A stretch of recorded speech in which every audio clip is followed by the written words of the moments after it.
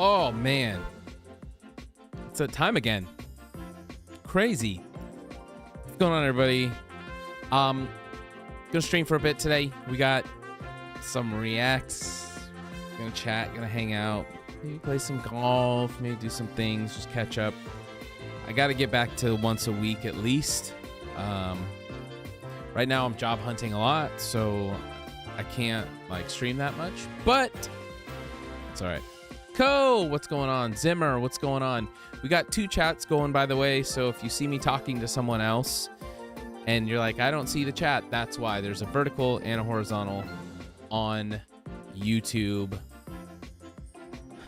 So that's what we're gonna do. Xbox is supposedly failing and in the worst position ever, which, you know, isn't really true.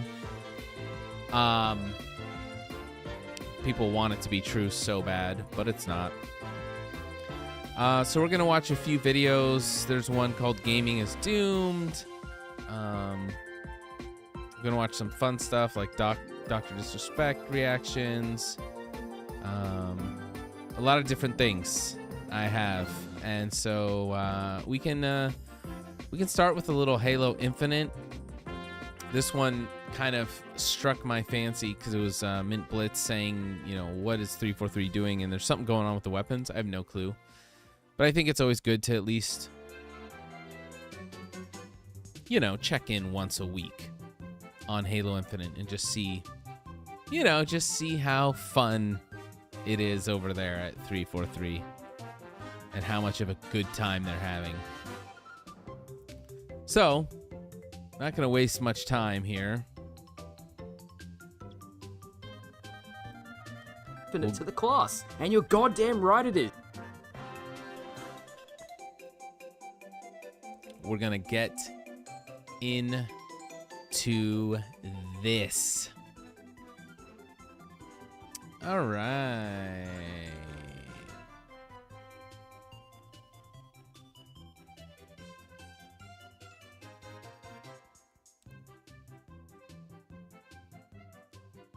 I still like Infinite better than COD.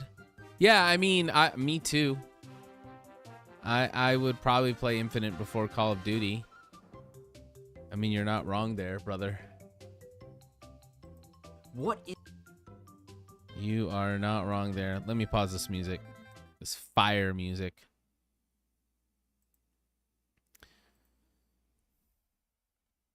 All right, so this is Mint Blitz. What is 343 doing? As you guys know, I like to check in once a week on Halo Infinite. See what's going on. Mint Blitz posts like 5 videos a week, and so I picked out 1 or 2. See what the heck is going on with Infinite. This one, I have no clue what this is about. It's something about the weapons, so we'll see what's going on here.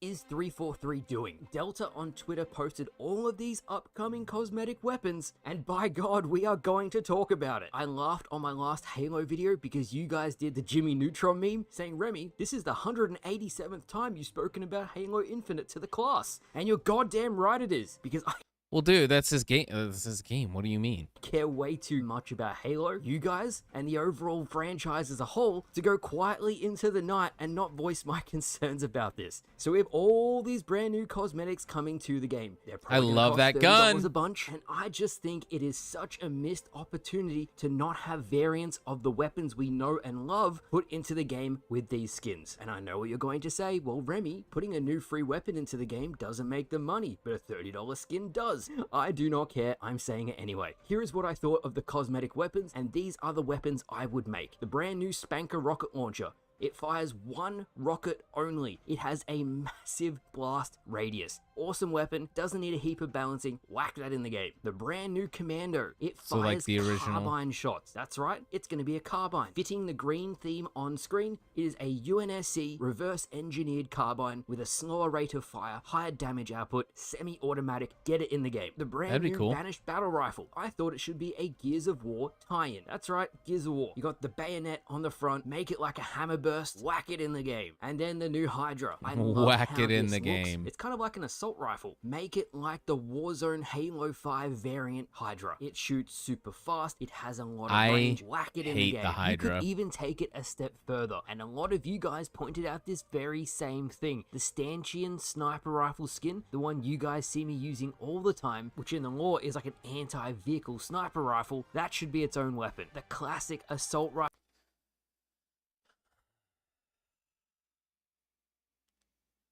You know none of this is gonna happen, right? Like is this what they call cope? Like we know we're aware of the reality of like they're done with this game, right? Like they're just squeezing it. Like do we know that? We know that, right? He knows that. Remy is not dumb. He knows this. Rifle skin with the bigger mag, that should be its own weapon. All of these different variants it's just probably hurting should have for been their content. own weapons, but that's not going to bring in any money, so I am willing to meet them in the middle. Some new weapons, some cosmetics, a mixture of both, but not completely cosmetic only, and I feel very strongly about that. I have made the comparison before. Halo 5 had so many different weapons. Purely So because many! The rec packs needed new weapons. Halo 5 had so many weapons. So many. And it's crazy to think that the newest game we got had like less than half. It had like no weapons. Nothing. It just had nothing. It was so bare bones, and it's still so bare bones. It's just crazy to me. It's crazy to me that they can go like so far and have like Warzone with all these cool weapons, and it's just like a fun mode, it's whatever, and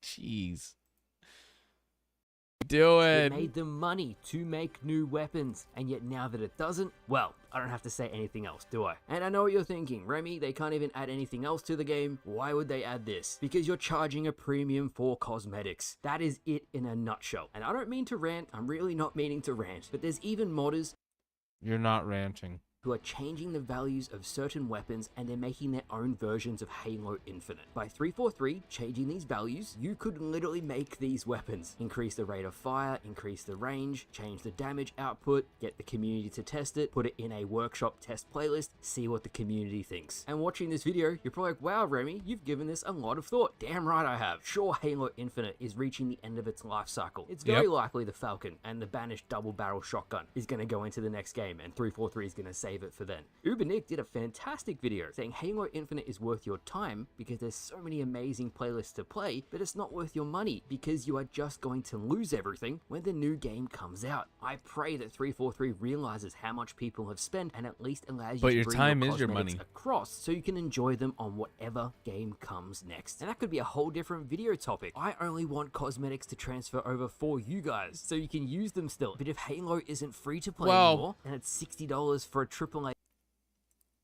I don't know. I have no expectation of cosmetics transferring over. That's never really been a thing in Halo. So to want that is kind of like whatever, you know? I've never expected any cosmetics, any armor that I've unlocked or anything to just carry over. Like I'm happy to just get the next game, have all the content in there, and unlock it again. I don't know. It doesn't bother me. game, it very well may not transfer over. What I can tell you with 100% certainty, whatever comes next, it's gonna have microtransactions because of how much money the rec packs from Halo 5 and the cosmetics from Halo Infinite made. But more than that, I just think new weapons would be cool. The positives would be fantastic. It would breathe some life into the game while 343 works on some other stuff, or whatever Certain Affinity's doing with their new Halo game as well. People would be so psyched about that. And with 50,000 concurrent players at peak every day, capitalize on that. Do not try and milk your players for everything they are worth, because that's what they're doing. That's 100% what they're doing. You think don't do it. We've all been saying don't do this. They're doing it anyways. They don't care. They don't. is the people who are still playing Halo, creating content on Halo, doing Twitch streams about Halo, love the series. They're the core Halo fans, and I do not want to see them taken advantage of. It's pure and simple. That's all I had to say today. There I was sitting at the kitchen table having breakfast, and I was like, those cosmetics for the pre-existing guns could make awesome new weapons. And sure, it's probably not going to happen, but I've thrown my hat in the ring. I've said my thoughts. I didn't even touch on today all of the bugs with the new networking model. What I will say is Oh, super combine from a needler, the instant kill explosion does all the not bugs even kill you anymore, and it's based on connection. And that's it. That's all I had to say today. Dude, wait, what? Is a super combine from a needler, the instant kill explosion does not even kill you anymore, and it's based on connection. And that's it. That's all I had to say today. Halo Infinite. Whoa, that's crazy. Awesome and sure, it's probably not going to happen, but I've thrown my hat in the ring. I've said my thoughts. Kill? I didn't even touch on today all of the bugs with the new networking model. What I will say is a super combine from a needler, the instant kill explosion does not even kill you anymore, and it's based on connection. And that's it. That's all I had to say today. Halo Infinite needs new weapons, and it's not like the game is dead. With 40 to 50,000 concurrent players at peak daily, there is more than enough players on the game, and I believe they deserve new weapons. I didn't even mention vehicles, but throw that in too. Again, guys, let me know what you think down in the comments. I don't get fired up very often, but I guess I'm just passionate about Halo. So thank you for watching. New video out tomorrow. You are passionate, and we all appreciate it.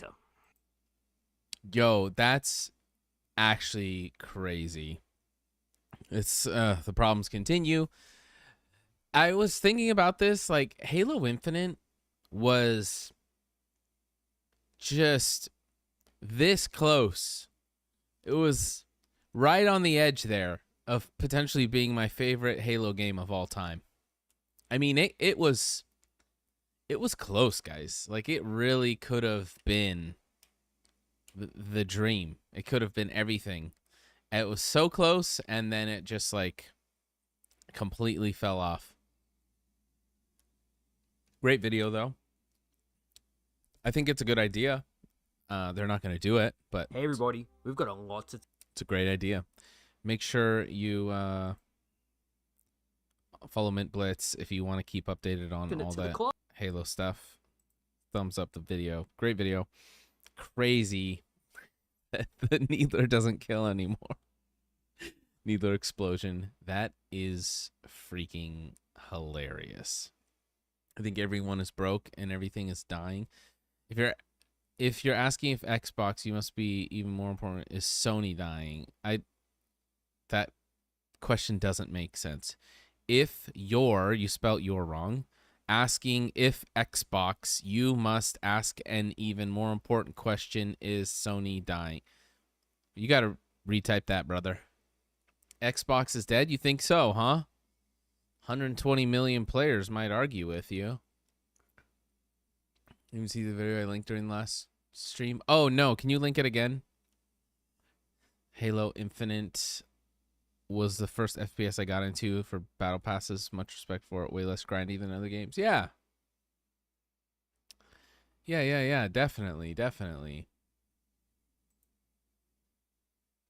Oh, look at that. Yeah, it's definitely less grindy, but it's so content dry that it's like hard to even get into.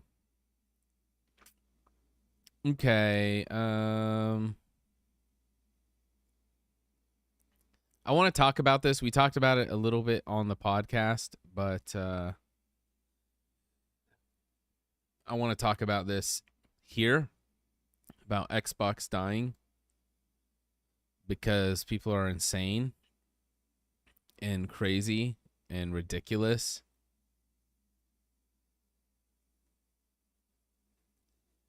Dun, dun, dun, dun, dun, dun. I need a video that's not like 50 minutes long, though. I think IGN has something.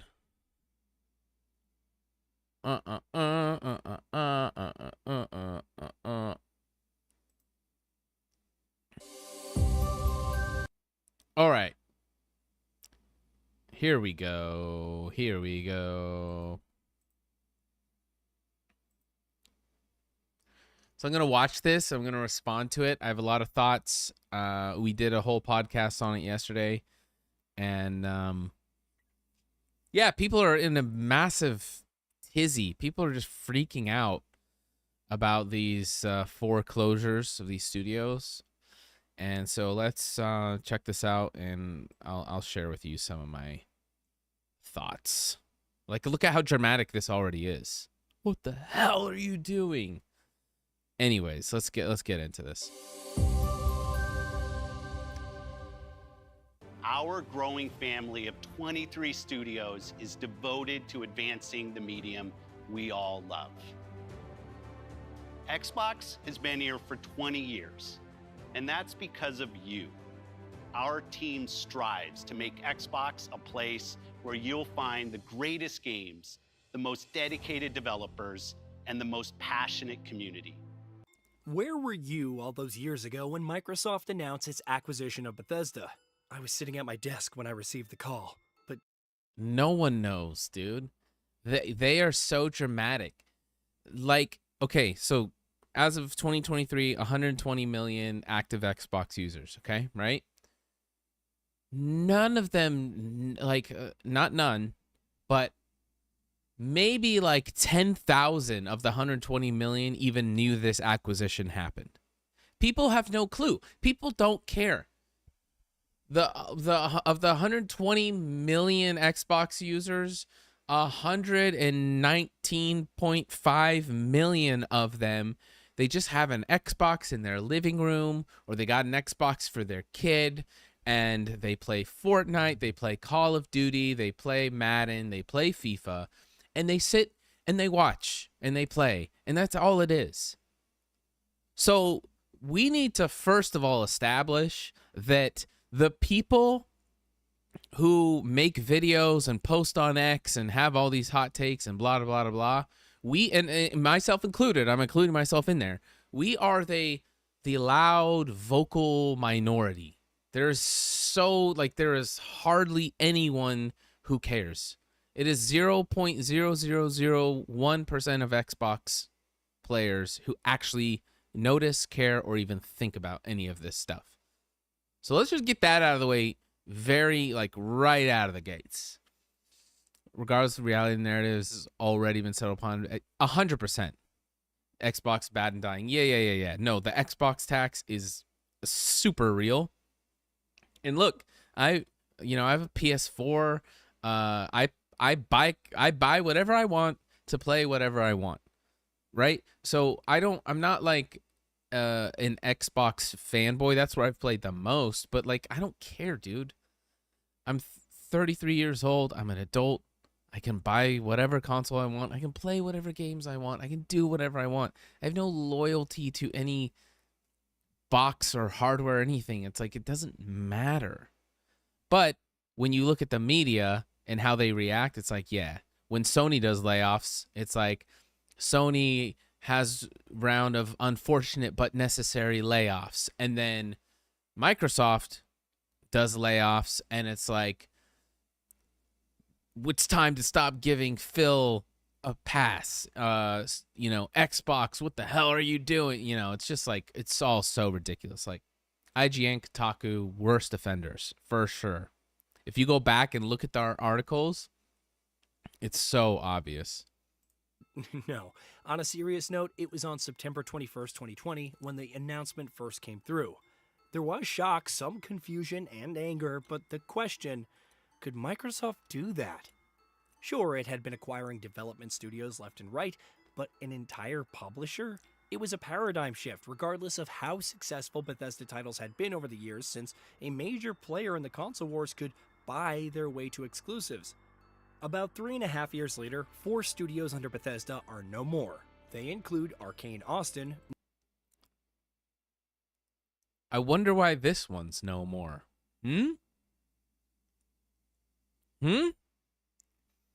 Huh. I wonder why Arcane is gone.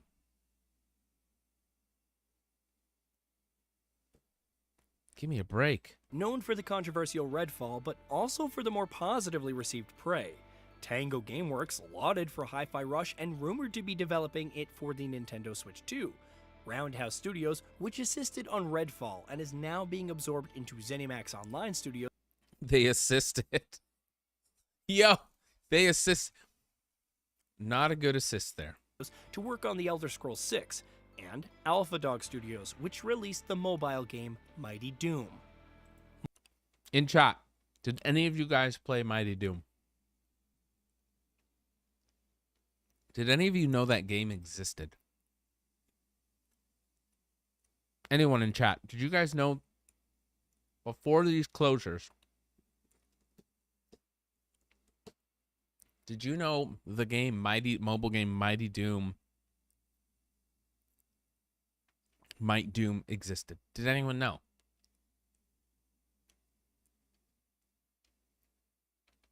It's like, no, people don't. Mighty Doom will be sunset on August 7th, while Redfall development has ceased, despite the latter not receiving 2 DLC characters from its Hero Pass more than a year after release. The reason, per an internal email from Xbox Game Studios head Matt Booty, is the reprioritization of titles and resources. These changes are grounded in prioritizing high-impact titles and further investing in Bethesda's portfolio of blockbuster games and beloved worlds, which you have nurtured over many decades. IGN reports that Arcane Austin was working on a big update and delivering the characters by Halloween before the announcement happened. Some members will be working on other Bethesda projects, even though the studio is no more. However, perhaps the more concerning issue is that no one, not Microsoft nor the studios, has confirmed how many employees have been laid off, especially following the 1,900 jobs cut last January. Look, let's be very real. Anytime someone loses jobs, it's bad.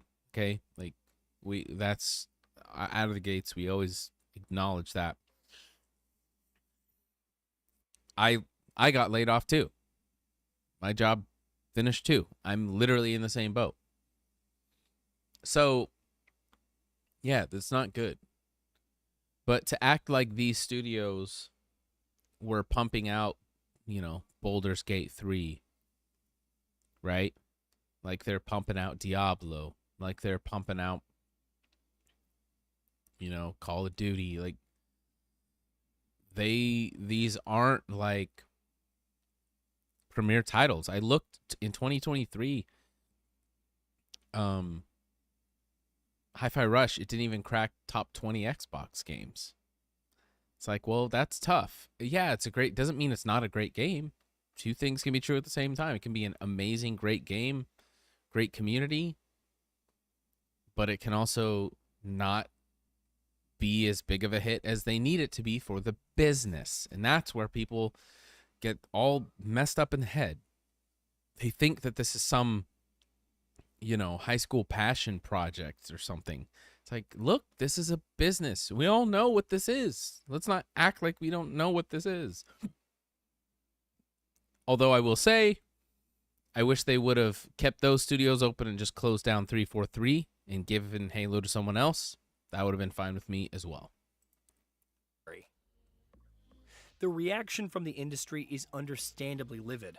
Even though fans were assured that Arcane Lion is still alive and working on its project, presumably referring to Marvel's Blade, director Dinga Bakaba has tweeted about how absolutely terrible this all is.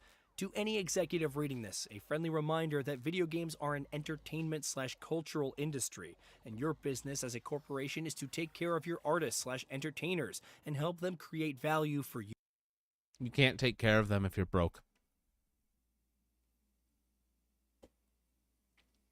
That might be, I don't know, is that a hot take? That might be a hot take.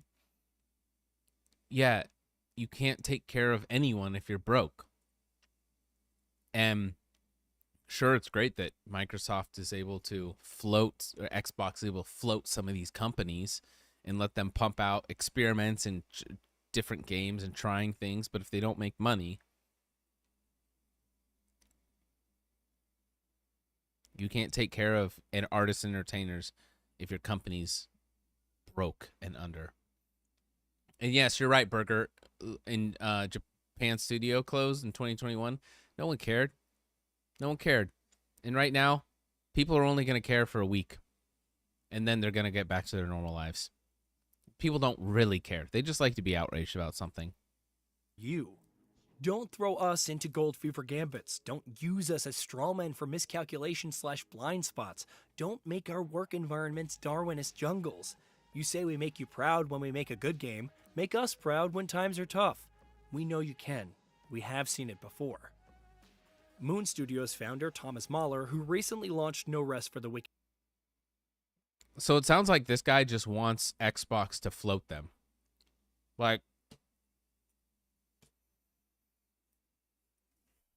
make us proud when times are tough. AKA, pay us when times are tough.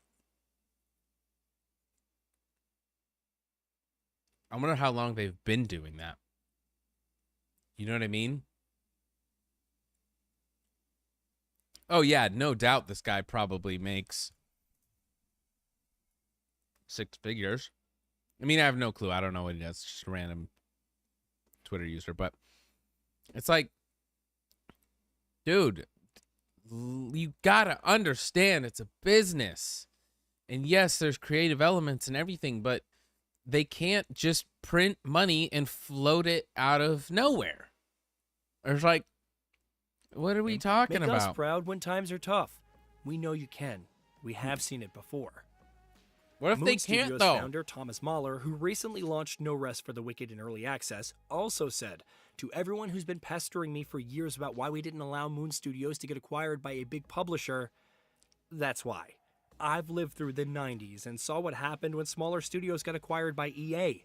Never again." And that's true. And that's true. Like, if you don't sell, you that's part of the risk. That is 100% part of the risk. If you sell and you get acquired, shout out to a bigger company, 100%. You get, there's the potential for, unlimited upside, right? Or there's the potential if they acquire you, you get a payday, but then you're out. If it doesn't make dollars, it doesn't make sense. Yeah, exactly. You could justify these closures in several ways. Redfall was a failure. Its player base was in the gutter. Correct. Reports of its development also weren't great, with staff citing an unclear direction and how the project could have benefited from cancellation or a reboot after Microsoft's acquisition. Correct. However, plenty of fingers were pointed at Microsoft as well. Why didn't it support Arcane Austin at the time? Microsoft's gaming CEO Phil Spencer would later reveal that it had supported Starfield better, but that was more for reassuring fans than confirming any shift in philosophy. Even if it didn't want to continue pouring resources into the project, one has to... The reality is it's just so much easier to look at Microsoft, look at Xbox, and just point to the big thing in the sky and say, it's your fault. It's Xbox's fault. It's Microsoft's fault. It's Phil's fault. It's just the biggest thing that you can see to point at, right? You're not going to point at the devs. They work hard. You're not going to point at the game studios. They're doing their best. You're not going to point at anyone. You're just going to point at the biggest thing you can see. And it's not even going to, it's not personal at all. That's just the reality with people. Ask, why shutter the entire studio? Why not invest in existing IPs like Dishonored and Prey? Furthermore, what happened to Spencer assuring everyone there are no plans to shut down the studio? Perhaps the obvious response would be... I've seen a lot of this where people are going, he's going back on his word, or this aged poorly, blah, blah, blah. It's like, you guys are idiots. Of course they didn't go into it with the plan of, we want to shut down these studios. That'd be stupid. From a business perspective, that makes zero sense. Of course they're not going in with that plan. But that's you have a plan, and if you've ever done anything in business, no matter what type of business it is, you know that you have a plan, but then nothing ever goes according to plan, and you have to pivot, you have to adjust, you have to figure out how to make it work. And that's what Xbox is doing. Like, yeah, of course Phil is going to say, hey, our plan is to support the creativity of these studios, to support everything they're doing, to really make sure that they are set up for a win. But then it's like, oh, look, inflation is gone through the roof. Oh, look, the games aren't doing well. Oh, look, all these problems are happening. We didn't plan for this, but you know what? Now we have to figure out how to make it work. Oh, well, we're going to lose $500 million if we don't cut this fat right now. We got to cut it. This sucks, but we have to do it. Like, people just don't even have the slightest Plans clue about changed, business. but it's still a shame. Then there's the case Yeah, of Tango plans change, Gameworks, exactly. which saw middling success with The Evil Within 2 and Ghostwire Tokyo, but struck gold with Hi-Fi Rush. Even if it was a Game Pass release, a new IP, and shadow dropping out of nowhere, Microsoft's I don't think it Aaron was- Greenberg said it was a breakout hit for us and our players in all key measurements and expectations. We couldn't be happier with what the team at Tango Gameworks delivered with this surprise release. Was that not enough to save the developer? Did that not represent any value for the future? I think this was like a good game, but I don't know. I don't think, like I said, like in 2023, I think it came out in January, but it didn't like, it hit like 3 million players. Remember what I said earlier? There's 120 million active Xbox users. So, 3 million out of 120 million. It's like, yeah, the game looks sick. Like, it's cool. I played it for a few hours. I kind of got bored and I turned it off. But that's me. Like, I understand that this game has done pretty well and people like it, but you just, my hottest take, honestly, people are saying, but Hi-Fi Rush was so good. I'm like, it was fine. I think it, like, aesthetically, it looks amazing. I think the concept, I think there's so much cool about it, but it didn't do anything for me, just me personally. So when people are like, how could you do that? They're acting like this is like, Modern Warfare 2 that they just shut down. It's like, no, this is, 3 million out of the 120 million Xbox users played this game. Future. Was the recent PS5 release not good enough or something? No, it wasn't. Roundhouse Studios could be explained as working more closely with the... Because let's be real. If this was, Pow World or some other, breakout hit, we wouldn't be talking about this right here. That studio would be expanding right now. Elder Scrolls team, which But it's the been money's doing not more there. of lately. AlphaDog Studios' closure may be due to Microsoft shifting away from mobile titles. However, the bigger picture of troubling leadership over the years is becoming harder to deny. I don't think they're going to shift away from mobile titles because out of, like, 2/3 of the world's gamers are mobile gamers. There's like, I forget what the number is. Ugh. Oh, man. I got to look it up. But let's just say, for example, there's 600 million gamers, people who play video games on Earth. Out of the 600 million, 400 million are actually mobile gamers. Fun fact. It's 2/3 of the population. Titles like State of Decay 3, Perfect Dark, Fable, Everwild, and even the third-party Contraband are nowhere to be seen, with some having reports of troubled development. Some projects like South of Midnight, OD, developed by Kojima Productions, Indiana Jones and the Great Circle, Starfield's Shattered Space Expansion, Oh, yeah, what Clockwork happened to that Revolution, game? and Stoic Studios' Towerborn are moving ahead. However, the sheer lack of updates for many of its heavy hitters for years is becoming concerning. That too, after many years of no exclusives, disappointing releases, and cancellations before the company's new era of acquisitions.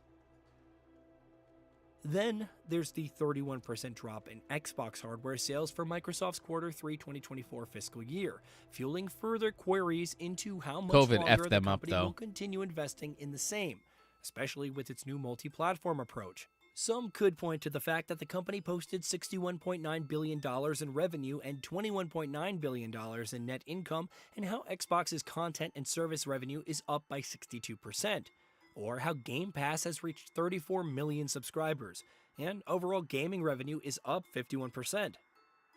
However, much of the success of the gaming division is thanks to the recent acquisition of Activision Blizzard, the latter seeing a loss due to Right. the operating cost of integrating into Microsoft. It's also worth reiterating that despite the publisher contributing so much, it wasn't safe from layoffs. Who knows where it could go in the following months? For that matter, who's to say that any project or developer is safe? For years, public opinion has shifted on Microsoft's acquisition strategy, whether it's the lack of benefits for developers or the lack of oversight in managing them. At one point, one could have surmised that the company has nowhere to go but up in this regard, making changes and improving itself to live up to fans' expectations and make good on the people creating its titles. After this year's layoffs, it showcased an alternative: cut costs and jobs, hype up future projects, tout Game Pass subscribers, and don't look back. If all else fails, buy another publisher for billions of dollars and start afresh. Why not? The question now isn't what to look forward to from Xbox, it's whether the brand and its developers will even look the same a year or two down the line, if they're lucky to get that far. But hey, at least there's an Xbox game showcase on June 9th with the True. next Call of Duty to be revealed. Maybe I'll go live for Surely that. that means something, right? Hey, Good video. Okay, here's my thing, right? This is my biggest takeaway from all the drama that's been happening on X and blah blah blah. Is all these people come in with these just lightning hot takes. You know, I'm canceling my Xbox Game Pass subscription. I'm getting rid of my Xbox. Phil needs to go. He doesn't get any more breaks. This is the final straw. Blah blah blah blah blah blah blah. But here's my thing, okay? All of these people are acting like they know what the heck is going on, when the reality is they have no clue what in the world is going on with Xbox. They don't know. They have no clue. None of us know. We have no idea. They're coming out with these hot takes and they're acting like they have sat down with Phil. Okay, they've sat down at Xbox headquarters with Phil and the whole accounting team, and they've looked at the numbers across Xbox Global, and they've seen what everyone's doing. They see how much they're making. They see how much, what the margins are, what they're paying these studios and developers, and how it's all going. They're looking at all the numbers, and then they're making a statement and a call and giving their take. When the reality is they don't know crap about anything. They're just giving their emotional take on how they think it should go. When the reality is we could look at the numbers with Phil and he could show us and be like, look, if we don't close these, we're gonna have to, shut down Blizzard in, a year's time. You know what I mean? Like, the numbers are so different than the reality. And so I think all these people, that's why I don't have like some crazy take one way or another. So I'm like, well, I don't know. I don't have all the information. We don't have all the information. Yeah, we can look at sales, but we're not looking at how much everyone's getting paid too. We're not looking at all their marketing budget. Their marketing is pretty mid, to be honest. But, we're not looking at all these things. We do not have the incomplete picture. Ultimately, what's going on X and Twitter with all of this is people are giving all their hot takes and all their emotional takes about what they think about Xbox and what they think Xbox should do, while they're holding not even one piece of the puzzle. This is a 1,000-piece puzzle, and they're holding a puzzle piece that's been cut in half 5, 10 different times, and they're just holding a sliver of it. They're looking at this and like, this is what should happen. This is what we should do. This is what Xbox needs to do. And it's like, dude, you know nothing. You know nothing. You don't even have one piece of the puzzle.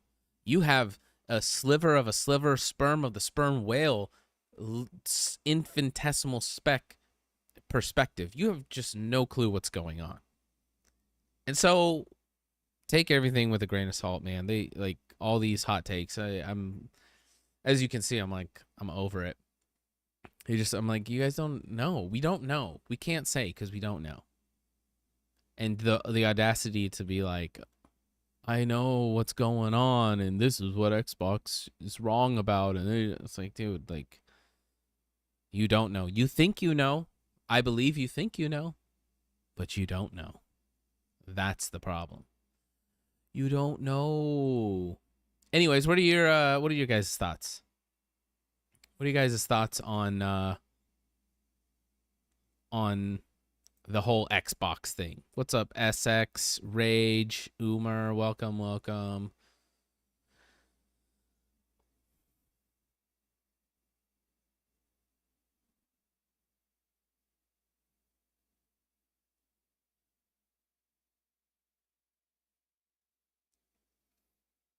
Let's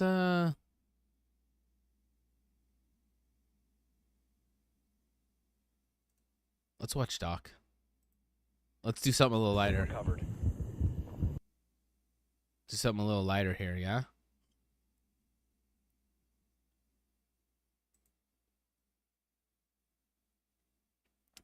All right, this is Dr. Disrespect Rages Funny Moments compilation 2023.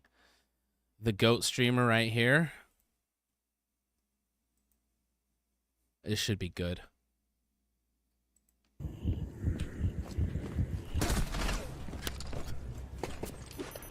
He hit himself. This dude's fucking sprinting. Nothing. We don't get the audio.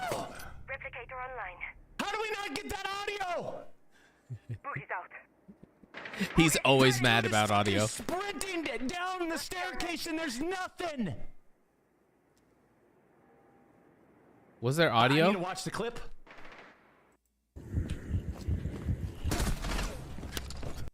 Has been recovered. There was boom boom, his last two steps. This dude's fucking sprinting. Oh, he's sprinting down both staircases. Shit. That's so funny. Oh, he sees me from that angle, I guess. I want to fucking back up. This fucking game.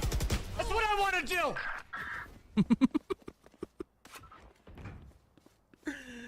Oh, he's so angry. We've got a bunch of tattletellers on our team. And I'm one of them. One's still mid, one market. I don't want to hear any of these guys anymore. That's how I feel. That's fucking unbelievable. There's no way, man. Someone send me the clip. That looked like he got him. Fucking cabinets. Hey, man. That's Hold on, did he hit it? It looked like... I don't want to hear any of these guys anymore.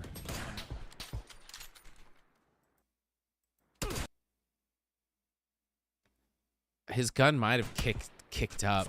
That's fucking unbelievable. There's no way, man. Someone send me the clip. I love opening fucking Cabinets and nothing in. He's so mad. Fuck.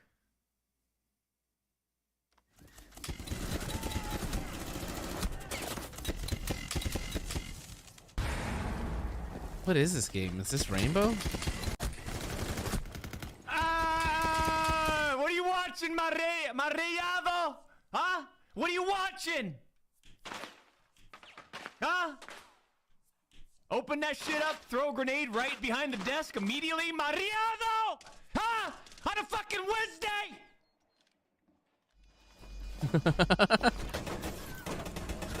Oh God. A fucking stupid ass character, this game. No one wants a riot shield in any game ever in first person shooter history. That's a guarantee. Dude, riot shields are That's a the guarantee. worst. Nobody wants a riot shield. Okay, in it is any game Siege. ever. Bro, they have 3 freaking riot shield characters on their team, bro. Crazy. It feels like we've been doing this forever. I just can't get anything going. I'm gonna break something! Don't sweat it. Break something. Do whatever you do. I'm not winning any of my fucking gunfights right now. Not winning any of them. I'm not. I need to like play deathmatch, go to the fucking shooting range, something. We're not winning fucking shit. We're not doing anything. We're not doing anything.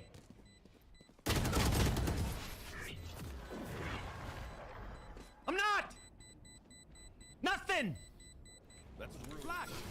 I've been there before. It's the worst feeling in the world.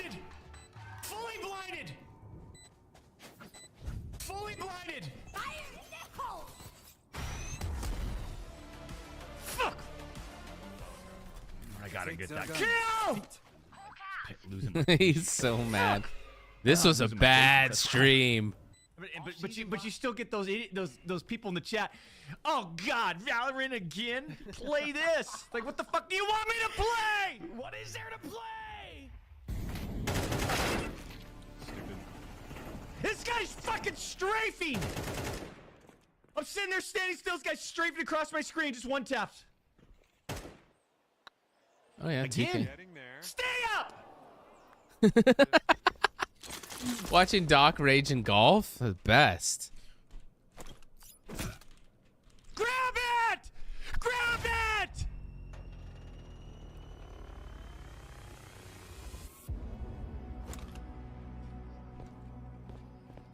Grab the fucking zip line!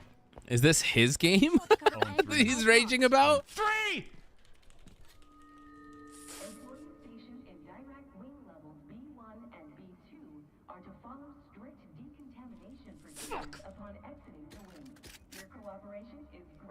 He's so Maybe that's the mad. fucking problem. We gotta get upset. I thought that was the beginning of the round. He's... Oh my god. Yeah, let's do it. He's so pissed. Your mic is hot, Doc, says Ghost Dog LT, who just rolled into the arena. Everyone sit down, been watching the show for about 2 hours now. He gets in, he's got a microphone, he's walking down the middle of the alleyway, spotlights on him, right? He's walking all the way to the main stage with a microphone in his hand. He's going right up to me in front of everybody and says, Doc, your mic is hot. Wake up! We're gonna figure this out, trust me. We're gonna figure this out. Go back to the street to walk down. I got no idea. Nice. Oh, nice drop. Let's wake up! Yeah, we gotta wake up. Last player standing. God! One window. How did that guy know? Jump in live in front This of is millions so around funny. the world in the campaign early access. You can do it right now. It took him back to the menu. How the fuck do I play the game? How do I play this game? How?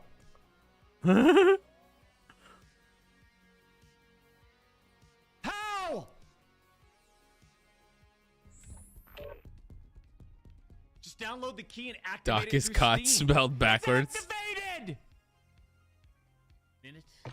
Right here, proceed.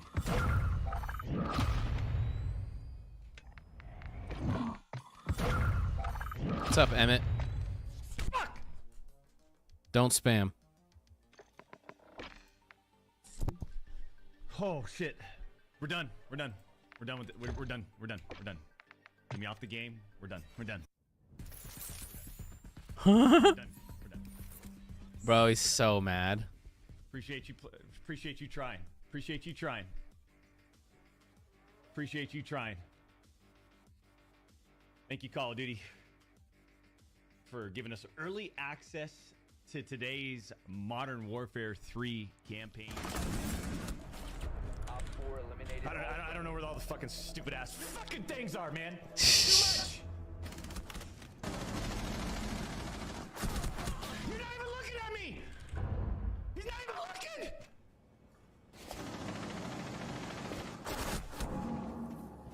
I don't know. It looked like he was looking. On my screen, he's looking to the right.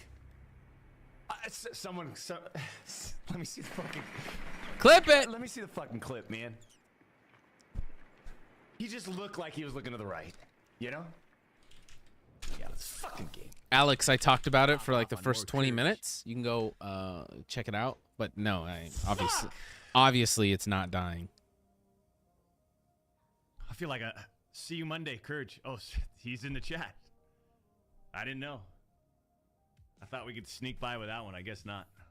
Hi, Courage.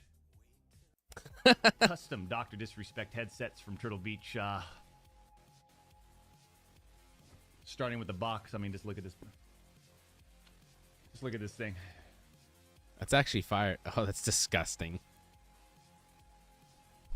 It's got a limited supply as well. So gross.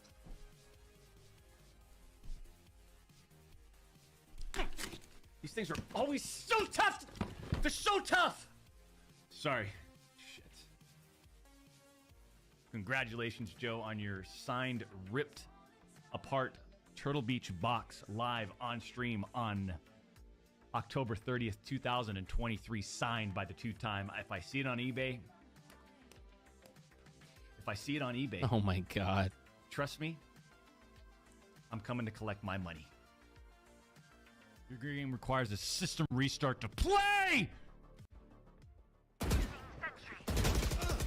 Dude, that is fucking bullshit, man. I gotta get aggressive right there. Who's next? Nice. Holy fuck. I gotta fucking get aggressive right there, man. Holy shit. NVIDIA installer failed. Okay, let's do a little restart, huh? How about PC gaming, bro? This is why I can't do it. Doc is forever having problems. Restart! How about a restart? There you go, blue screen. I like that. I like that. I like that.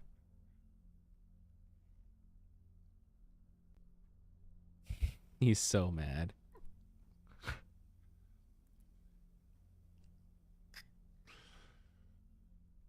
Like that. That's good. Did you know that chicken McNuggets come in 4 Yo, shapes? The boot, he's the so bell, mad. The bow tie, and Oh the my ball. God. Yeah, Stop, shapes stop, aren't stop, random. You'll stop, see these shapes over stop! Holy frickin' A. Jeez. I hate this new YouTube crap where it's like, play the next video instantly. Give me a freaking break. Okay, give this video a thumbs up.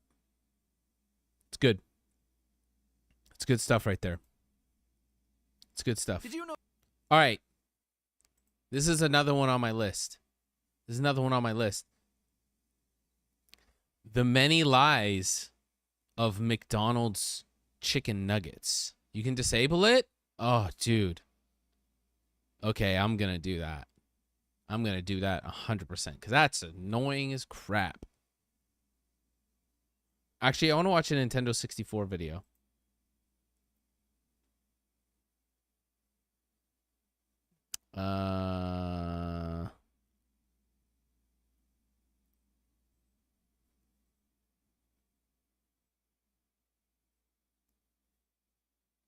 Actually,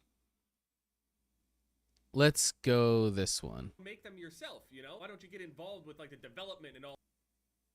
All right, what's going on, guys? It's Chev. We're back. All right, so this is FaZe Jev, and he's talking. This stuck out to me. I don't know what it's about, other than the title. And he talks about how gaming is doomed. So we'll see what he has to say. All right, what's going on, guys? It's Chev. We're back here over on some more Modern Warfare 3. Today we're just grinding a little bit. I don't want to play Stash House. Nope. Xbox today announced internally it is closing 4 Bethesda studios 3 years after acquiring the company Arcane Austin, Tango Gameworks, Alpha Dog, and Roadhouse. Yeah, people seem very upset at this. Xbox taking the EA route. Yeah, that's kind of what people were afraid of. See, I remember when I was growing up, I was always playing a whole lot of video games like my entire life. And I remember that my grandmother would always say like, oh, since you love video games so much, why don't you go and make them yourself, you know? Why don't you get involved with like the development and all that shit? As much as I love video games, I have no interest whatsoever of being a dev. Would I rather be a dev or work at a desk job at like some shit that just like doesn't even really matter? Passion versus no passion? I guess I'd rather be a dev, but I would get my feelings hurt as a developer. Like easily I would get my feelings hurt. I know the stuff that I say about developers and their games and other things like that, my experience, and it's not even just that. I would have to like sit there and hold my tongue at people saying. If people got mad at the Helldiver developers for talking you're lucky I'm not a dev. I would talk mad. See, back then when I was thinking about game development, I'm thinking about like The thing is with game development, it's like you got to be good, man. And it's not You gotta what be you good. think it is. There's a lot more to it than Yeah. It's not just like, oh, I have a cool idea for a game and I'm just gonna talk and then the game's gonna happen and it'll be great. No, you have to understand.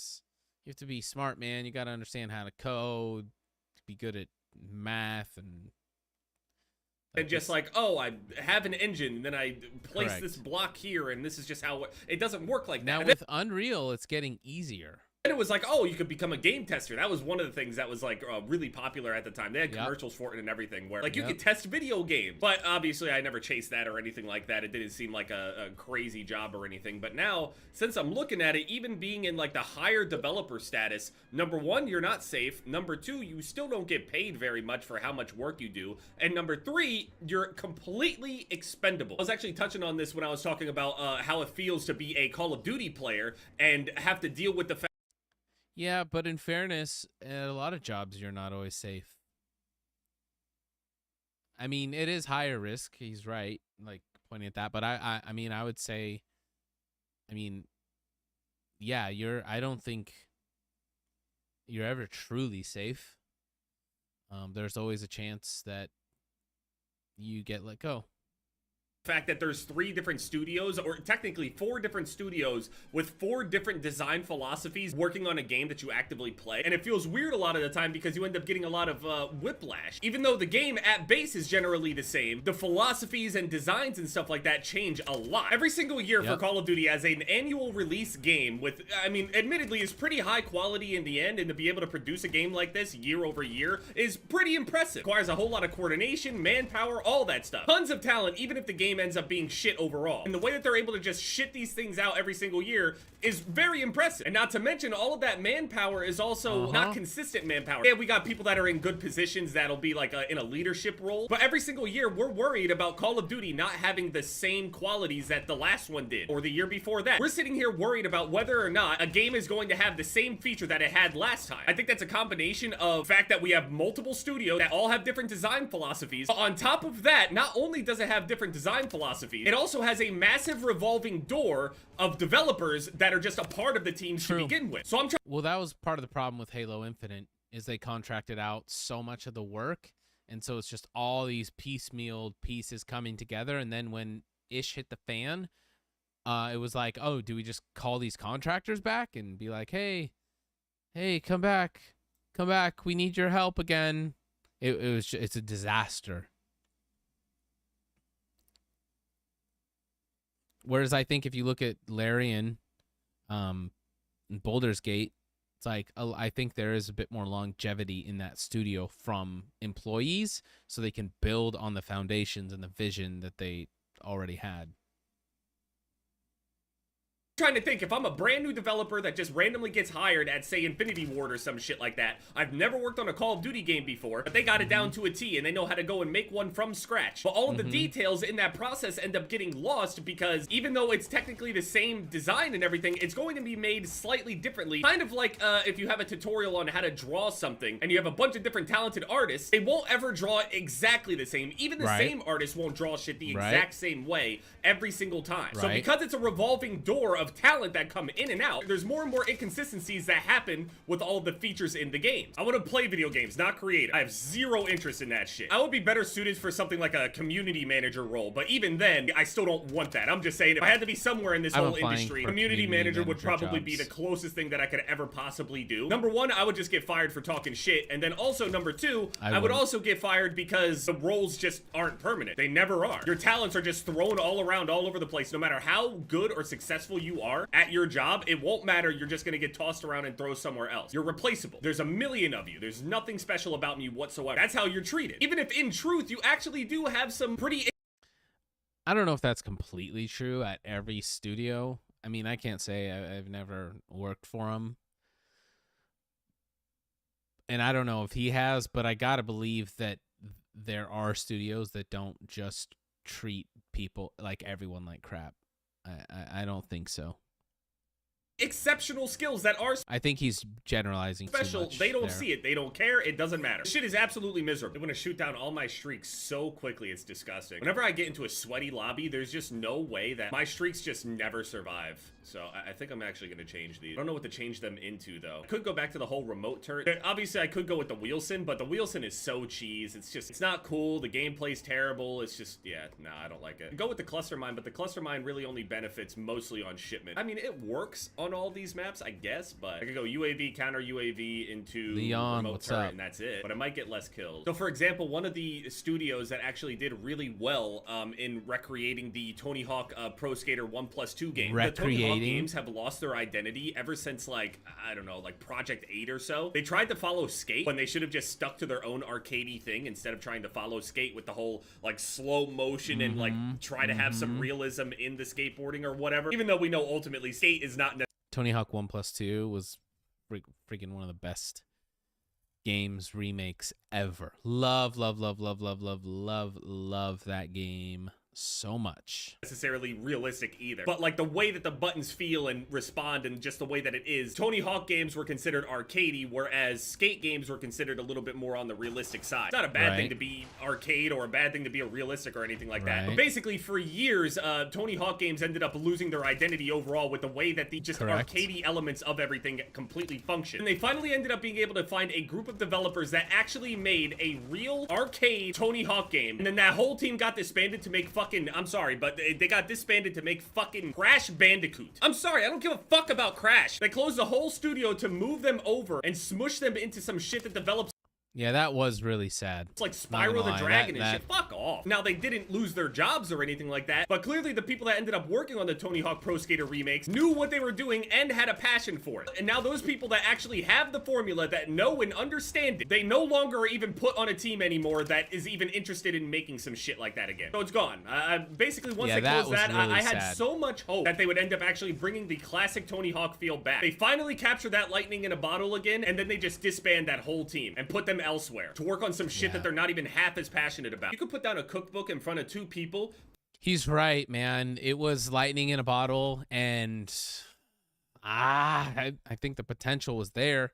I think a lot of people were playing Tony Hawk, but tell them to go and make the same exact thing, follow it completely to a T, and somehow in the end, you will still end up tasting these small little differences between the way that the people made them. You can make them identically, and somehow in the end it will end up tasting worse. I feel like that's how video games are as well. Just most creation processes. You can have everything down on a list for all the developers to go and follow everything that was like the most popular shit in all of the Call of Duties, the most well-approved, most well-liked thing. They still won't be able to produce it the same exact way that they did before. And you could argue that that's just them trying to innovate or something like that, but in truth, it's not. Like with how slide canceling would be different, or how it feels. It's such a small little thing, and it seems simple, but for some reason it feels completely different from year to year, and on other games that on paper react the same way. That's how it is with developers whenever they're making games. There's like this touch of nuance to the way that a game feels, other than saying what is happening just down on paper. And this whole industry is just a revolving door of people just getting used and then tossed out, thrown somewhere else. Your talents are just shifted and thrown all over the place. And you can never really get comfortable, and even if you do well, some people be like, oh, well, just make good games. Make a successful game. They have. We just watched entire teams that made potential Game of the Year contenders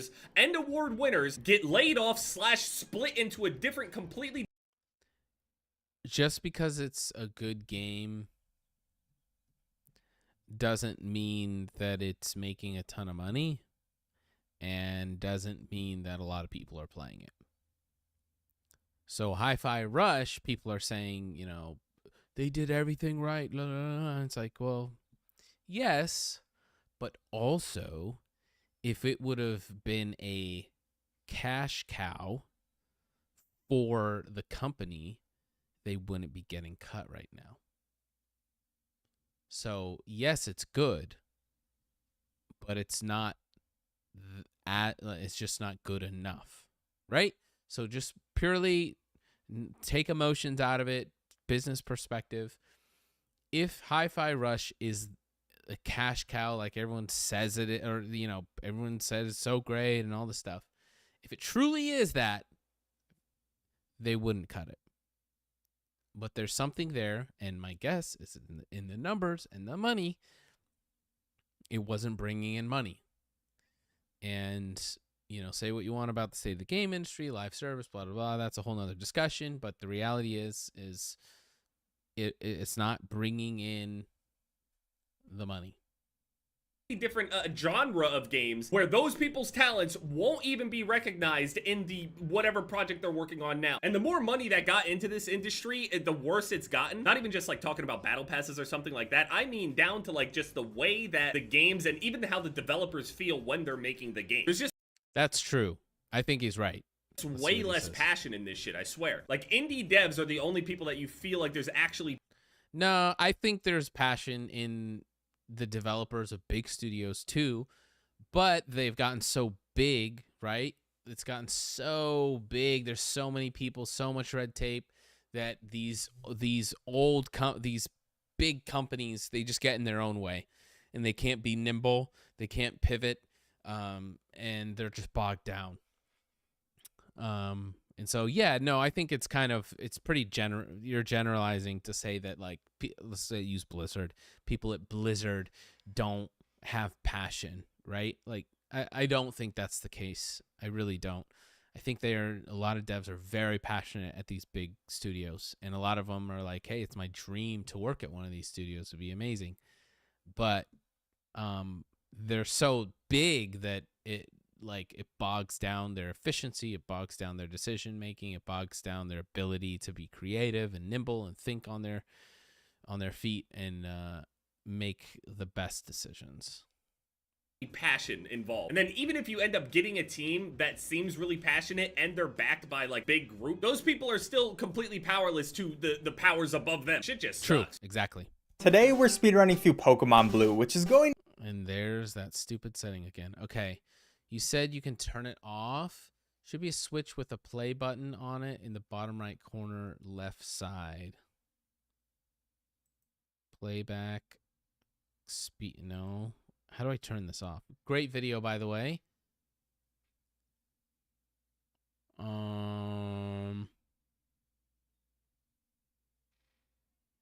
How do I stop this from being like this?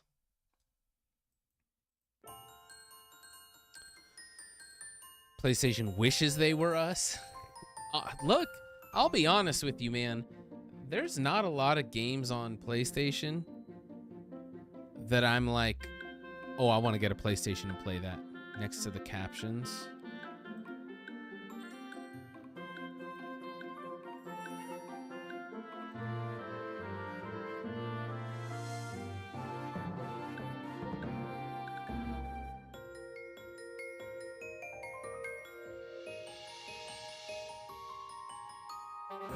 I don't see it. Ambient mode?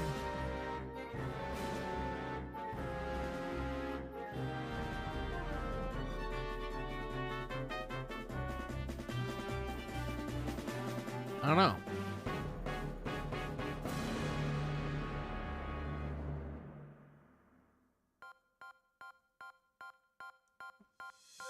Oh, it's not there for me. Huh.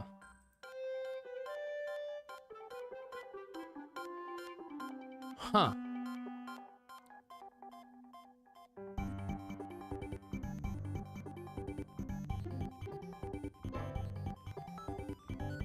Weird. If you're anything like I...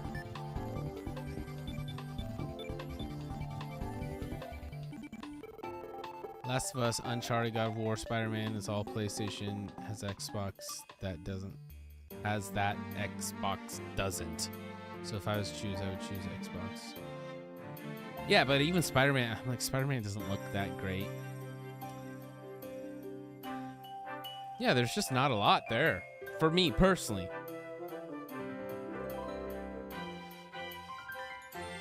Alright, let me see if I can figure it out.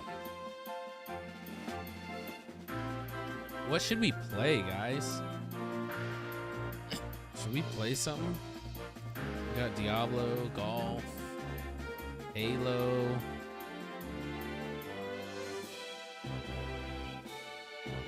don't have Red Dead Redemption. I need to get it though. I need to get it. Settings.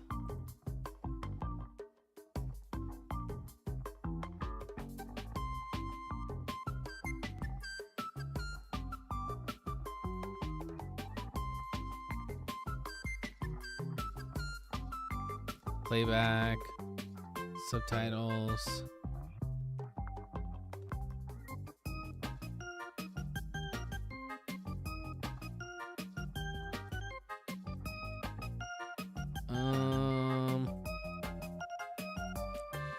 I don't know, how do I figure this out here?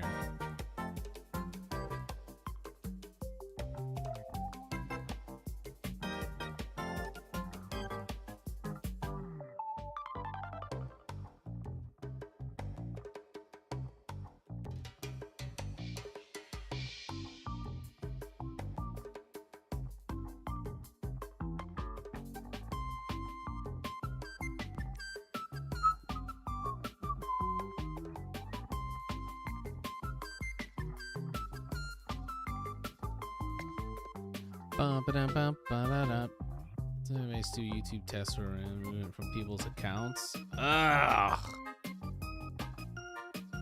No wonder I'm like looking in all my settings. I can't find nothing.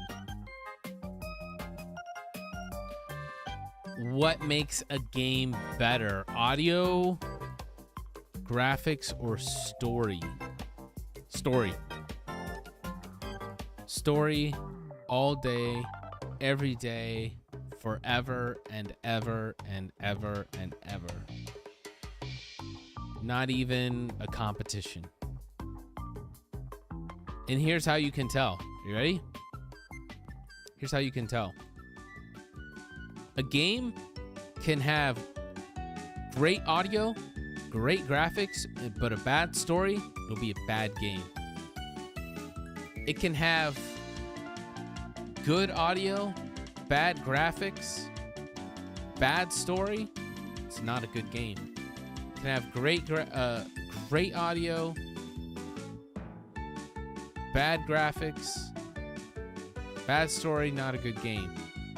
However, on the flip side, if it has a good story, it can have bad graphics, bad audio, still be a good game. It can have, if it has a great story and it has good graphics but bad audio, it can still be a good game. But they all fall if the story's bad. If there's nothing compelling happening, it's just not gonna work.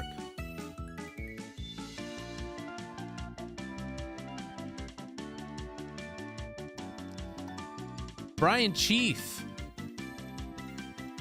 with the bottom of the barrel IQ. Xbox is trash. Give me a reason.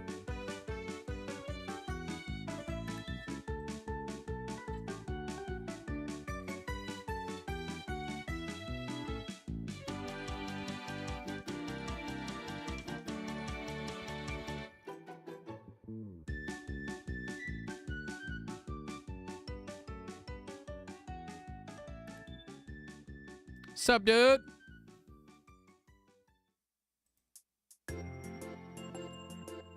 All right. I saw this and it piqued my interest here.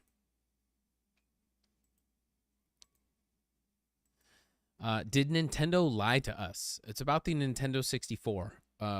Probably a lot of you guys don't know what the Nintendo 64 is, but it was a game console that came out in like 1990. Yeah, I'm great.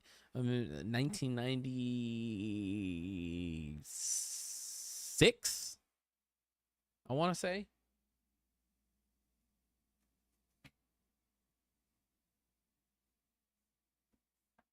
All right, let's check. We're gonna check the database right here. All right, we're gonna check the database and see if I was right. If it came out in 1996. Here we go.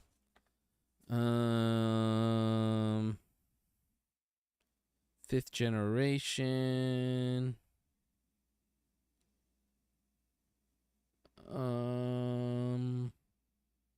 Where is it? Oh, it might have been 95. Nintendo 64. Where's Nintendo 64? Oh, no, I was right. There it is. 1996. You can't see it, but it says 1996. N64 is old news. Dreamcast is the future. That's true.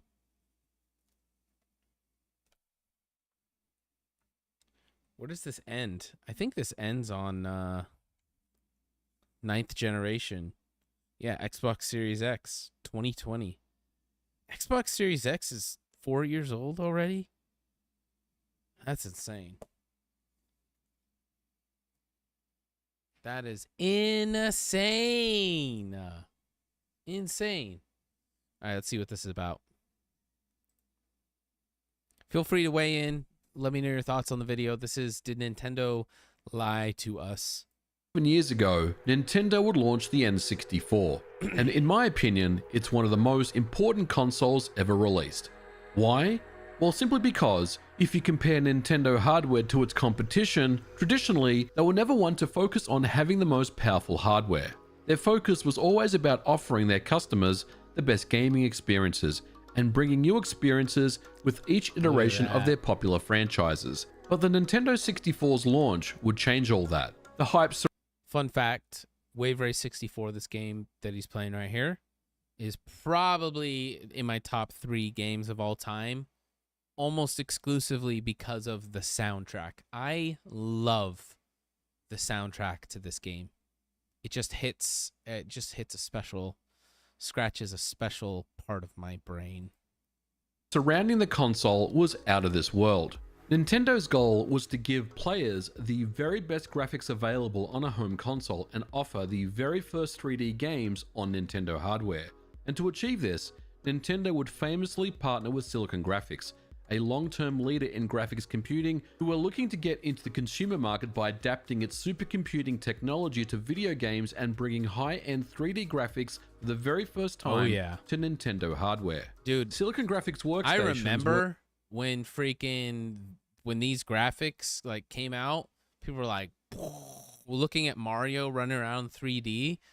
We were flipping out, dude. Were quite popular in Hollywood in the 90s and early 2000s, responsible for special effects in movies such as Jurassic Park, Terminator 2, Toy Story, and The Matrix, just to name a few. And the promise of these 3D visuals coming to a home console for the very first time was a mouth-watering proposition. But did Nintendo actually deliver on their promises, or was it just a bunch of hype and not much more? To answer this, we need to go all the way back to 1993. What do you mean? Of course they delivered. In August of 1993, Silicon Graphics and Nintendo would announce their partnership to bring the Silicon Graphics technology to Nintendo's new console that would be codenamed Project Reality. We have always said we would only introduce new hardware when it delivers dramatically improved value for our customers. Nintendo's Project Reality dissolves the current limits of video play, causing the world to challenge its notion of what a video game can be. It was the 90s and buzzwords were all the rage. Silicon Graphics would label this technology the Reality Immersion Technology. This would essentially combine a 64-bit MIPS CPU, a MIPS coprocessor, and an embedded software layer. This would make up the pieces that would drive Project Reality. It is the first time MIPS RISC technology will be used in the video entertainment industry, providing the power previously only available in high-end PCs and workstations. These high-end SGI workstations had a going price of anywhere between $100,000 to up to $250,000. The rollout for Project Reality would be in arcades in 1994 and available on Nintendo's new console in 1995 for the very low price of $250. And for many people, getting Silicon Graphics hardware in the living room of your house is almost something of dreams. By 1994, the hype levels for Project Reality were off the chain. Silicon Graphics and Nintendo would showcase their hardware at various trade shows. The first would be CES in Las Vegas in 1994. They would show off tech demos that the Project Reality hardware was capable of. You know, there's a little bit of confusion about these tech demos and how they were run, but as far as I know, they were running in real time on SGI Iris Indigo hardware, and the configuration of the hardware was said to be a close approximation to what we would expect to see on Project Reality Final Retail. The Shark Tech demo is probably one of the ones that you've already seen, definitely one of the most famous ones, and this one was showing off trilinear mip mapping in 1994. Looks like an now, N64 in game. 1994, trilinear mip mapping required significant processing power. The other demo, the City Skyline demo, showed off a panoramic fly-through of a city 9/11. skyline, and both of these demos for the time were quite jaw-dropping. There was also a lot of hype in magazines who were on board with Project Reality, Nintendo showing off Super Machine. pre-rendered images of what could be possible on Nintendo's next generation. Picture this on your TV from a 1993 Game Pro, showing the possibilities of new hardware. But it wasn't just the magazines. Jim Clark, founder and chairman of Silicon Graphics, famously said the following. Project Reality is like putting the combined computing power of hundreds of PCs together. Simply stated, there will be no other video game system like it. Howard Lincoln, then president of Nintendo of America, said, "Our work with Silicon Graphics enables us to actually skip a generation by driving straight through to true 64-bit 3D video entertainment. Nintendo's Project Reality dissolves the current limits of video play, causing the world to challenge its notion of what a video game can be." By the summer of 1994, Nintendo and Silicon Graphics presented their hardware, now known as the Nintendo Ultra 64, at CES in Chicago. However, the new 64-bit system was only shown to select persons at a private invitational event. Nintendo did indeed deliver on what they said and offered two arcade games in 1994, Cruising USA and Killer Instinct, with Killer Instinct even advertising the home version would be coming exclusively to Ultra 64 hardware in the homes in 1995. Great games. Rareware, baby.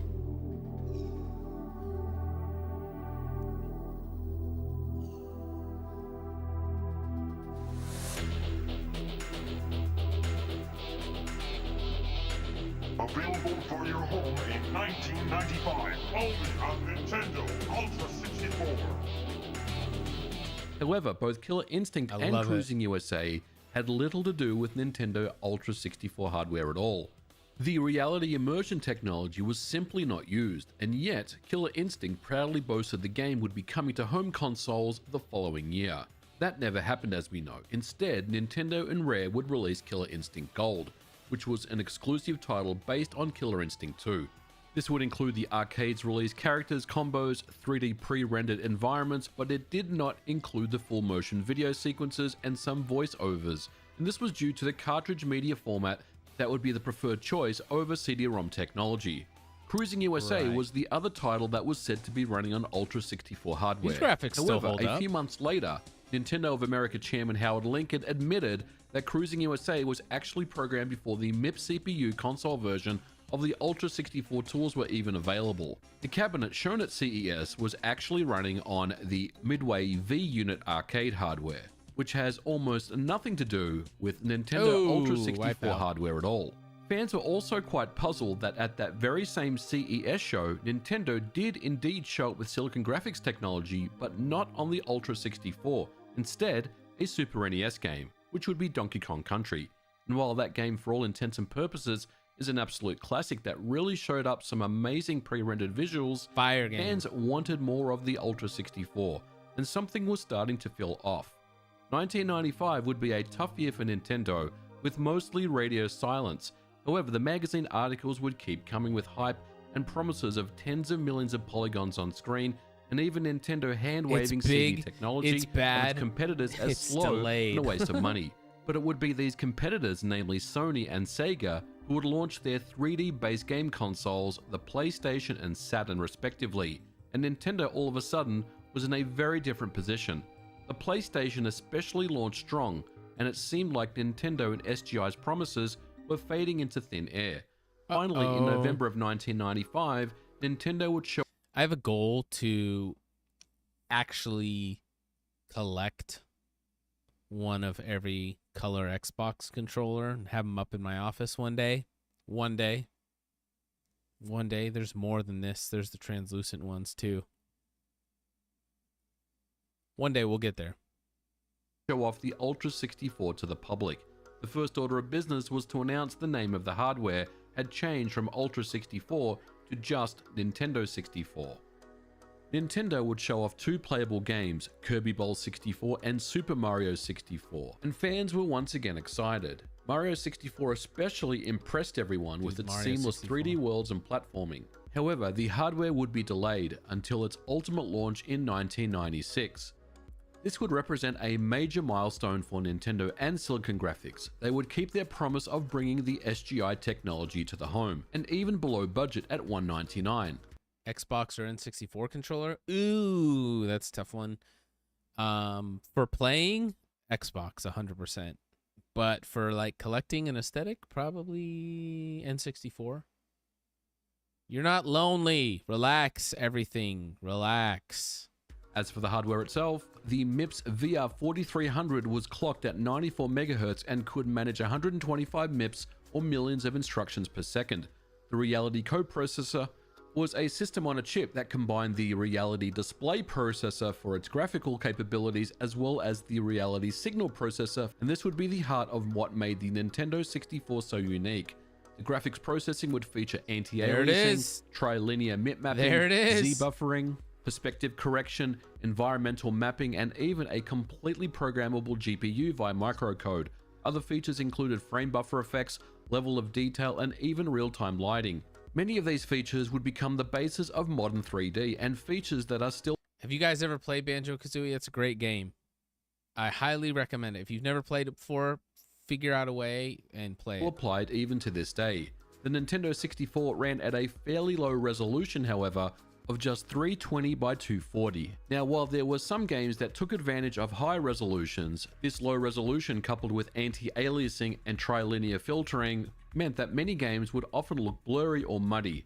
To add to this, the Nintendo 64 had a big limitation of only a 4KB texture cache. This meant that many textures that were used in games were often quite low resolution. Compare that to the high-end Silicon Graphics workstations that were rendering visuals at much larger resolutions.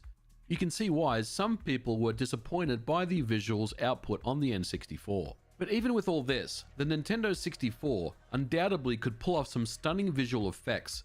Many believed that was simply not possible on the PlayStation or Saturn, and one that comes to mind is the water effect of Wave Race 64. Look at that. And there are many other instances of impressive visual effects found in Nintendo 64 games. In fact, the Nintendo 64 was simply unmatched by any commercial hardware until around 1998 when the 3D Effects Voodoo 2 came out. And incidentally, by 1999, with a fast PC, you could emulate Nintendo 64 games with a 3D Effects Voodoo 2. But the games themselves were unique and developed for the hardware in mind, and some of the very best games were made for the Nintendo 64, and for good reason. The hardware was very capable of pulling off some amazing things. The difficulty was developing for that hardware. Many developers would talk about the complexity of the Nintendo 64. However, studios such as Rare and Factor 5 would extract the very best from the hardware. Silicon Graphics and Nintendo did finally deliver what they promised. We were just spoiled for years of magazine articles and videos and high-res visuals and effects from the team that provided stunning Hollywood-style effects in blockbuster movies, and somehow we all were led to believe it. But the reality is, other than the arcade hardware, which was clearly not running on Ultra 64 hardware at all, and some absurd promises that were made both by Silicon Graphics and Nintendo, they ultimately delivered what they promised.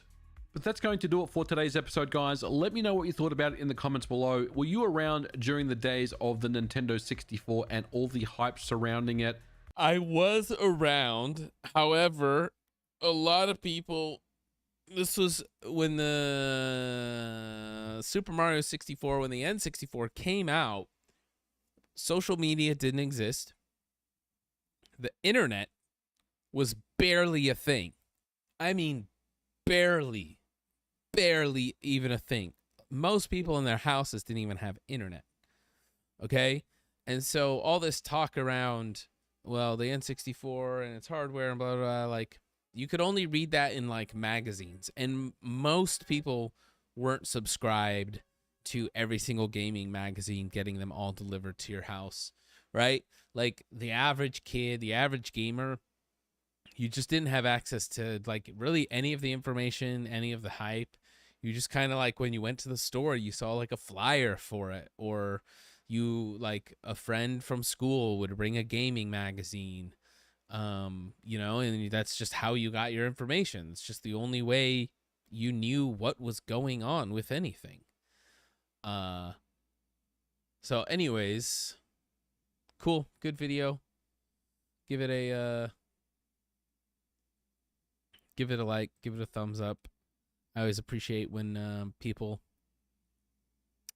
share all that deep information that I know nothing about and learn about. How many of you guys eat? There's a fly. Do you guys eat fast food? Do you guys want to watch a video about fast food? Do any of you eat fast food ever? I'm pretty sure that's where the name Mips the rabbit came from. Probably. I'm sure it does. All right, we'll watch this. This guy, report of the week. He does awesome food reviews, fast food reviews. Bro Gamer from Halo Reach was nice. Also, yes, and sure. Sure.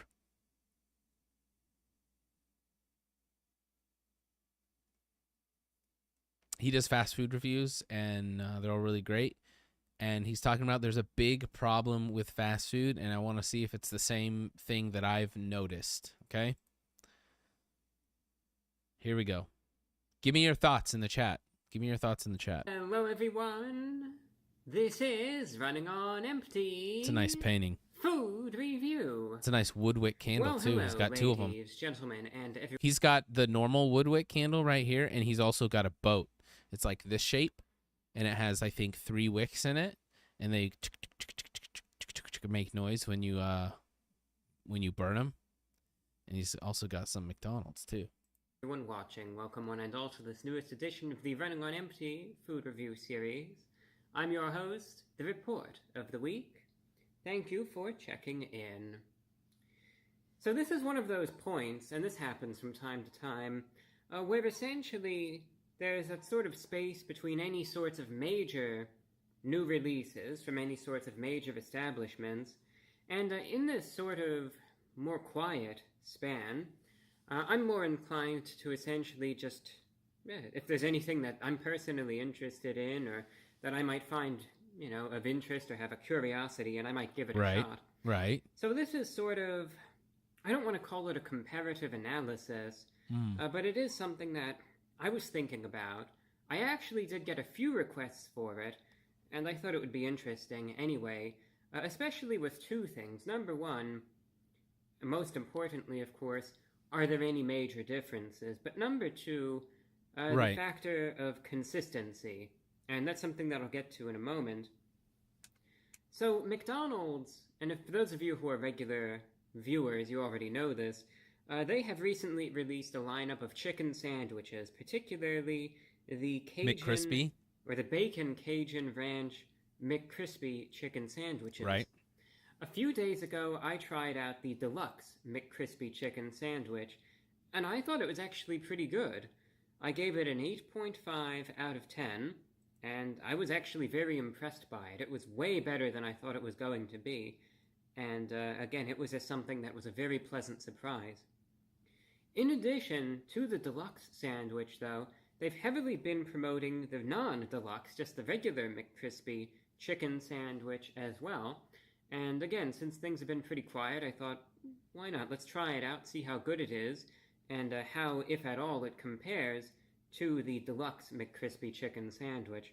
So today I'll be reviewing the Bacon Cajun Ranch McCrispy sandwich. It's available at the price of anywhere between $6 and $8. Jeez! I paid around $6 for this sandwich. That's so expensive. And here's what's on it. It features a Southern-style chicken fillet, applewood smoked bacon, pickles, and then on the top and bottom bun, it features a creamy Cajun ranch sauce.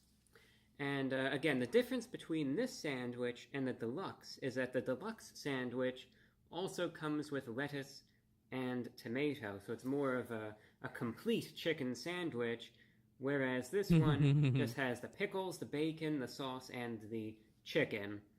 So it doesn't have as many toppings and features. Right. I just thought, well, it'd be interesting to see how it compares. Sure. But Here's the thing, though, as well, consistency. The last one that I got was really good, and I was impressed by the freshness and the fact that it actually resembled the ad, and the Southern-style chicken fillet quite resembled the original Southern-style chicken sandwich that McDonald's had a good number of years ago. So being that the original, what am I even saying, being that the deluxe sandwich was quite good, I'm interested in seeing, okay, since the components are the same, essentially, technically speaking, this should also be pretty decent. Correct. But it's going to be interesting to try out. I'm just personally curious. They're really promoting both sandwiches.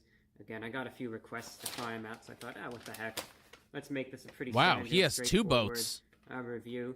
3 Plus, Woodwick some people were wondering, candles. They're saying, I don't really want to get it with the lettuce and tomato, so how does it taste without it? So I thought, what the heck.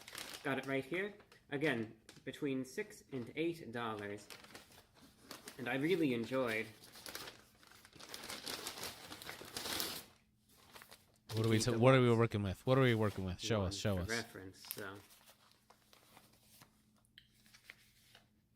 Comes in this little pouch. Flavors. To love. I thought it said flavors It's of interesting. love. The last one came in a box.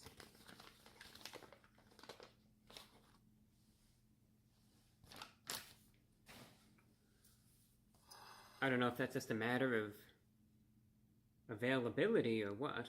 Oh, that bun but looks this comes good. more in like the standard chicken sandwich, pouch that a lot of places serve. Grilled bun. Okay, so here it is.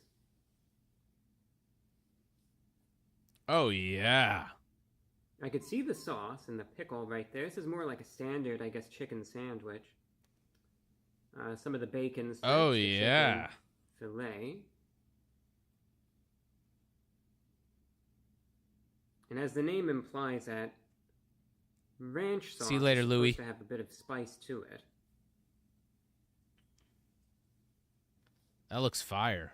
There isn't any sauce on the bottom bun this time. They're supposed to be, but I guess they didn't bother. There's the top bun. You can see the pickles and again the bacon strip. I don't know how well it's in focus, but I'd wager you can see it. Oh, we can see it.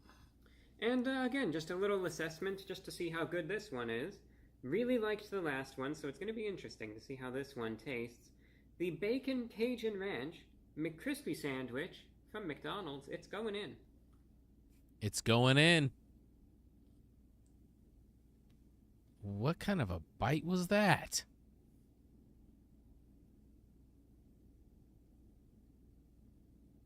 What kind of a bite was that? Come on, man.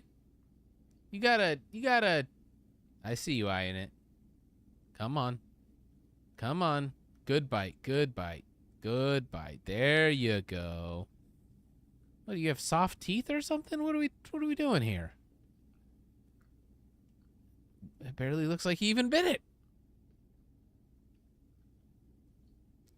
If he eats the entire burger like the sandwich like that, it's going to take like 10 hours.